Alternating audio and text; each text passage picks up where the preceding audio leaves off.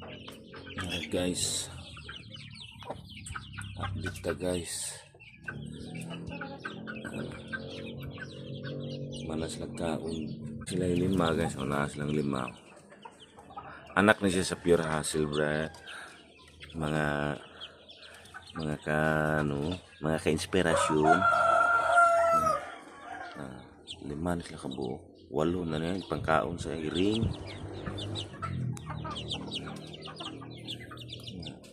Nakasasil abaldado guys, oh.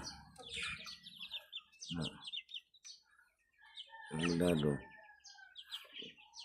kawawa na papalaki mo, tapos kakainin mo pala.